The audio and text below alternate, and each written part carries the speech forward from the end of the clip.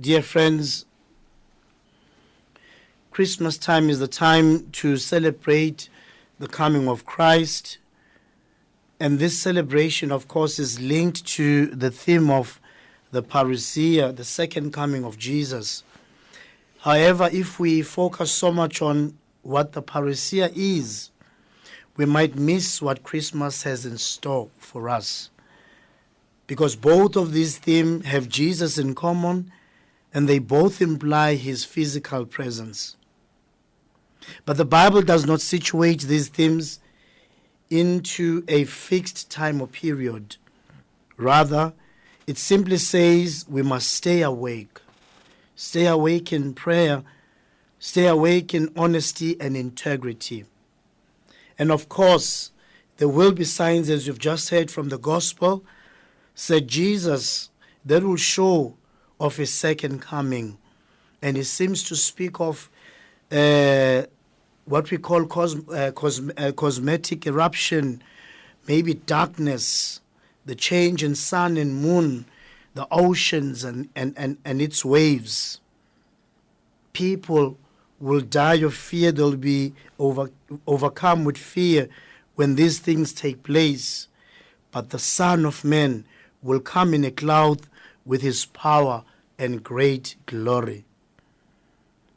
But these signs are not to intimidate those who believe. He says we must stay awake in prayer, but stay erect and hold our heads high, because our liberation is near. And the liberation signifies salvation, salvation from sin, salvation from slavery to sin, and salvation against all evils, more especially the evils of the world.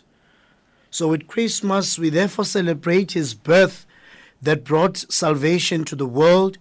When he asked his disciples to do this in memory of him in the Eucharist or in the Last Supper, he literally meant that they must keep the memory alive, because they will bring alive his eternal presence to those who celebrate him.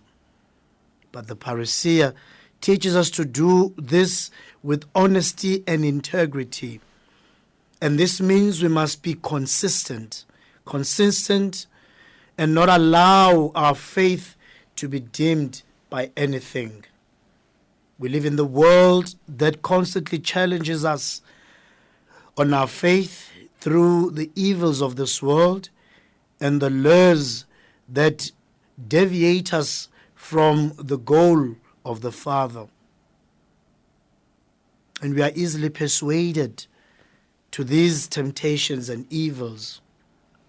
And the challenge will always be what we choose in front of good and evil. Choose not only being actions we take at that time, but also a way of life that we adopt. To make our Christmas meaningful through these 4 weeks of awaiting the Lord, let us use this period renewing our faith and commitment to the Word, as I said at the beginning of Mass. When we are being alerted about our honesty and integrity, let us review how we respond to God's word in our daily lives. Because sometimes we do not trust in his power, but give more power to the devil.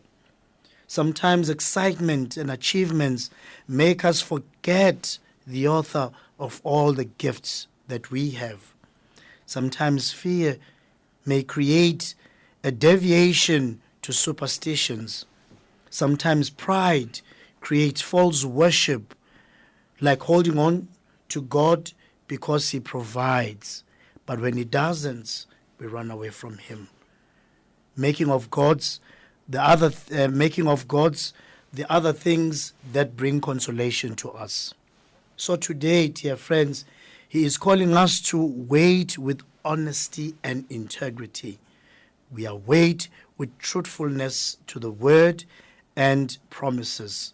We await with faith that does not hold on to things he provides, but rather to him as our Creator.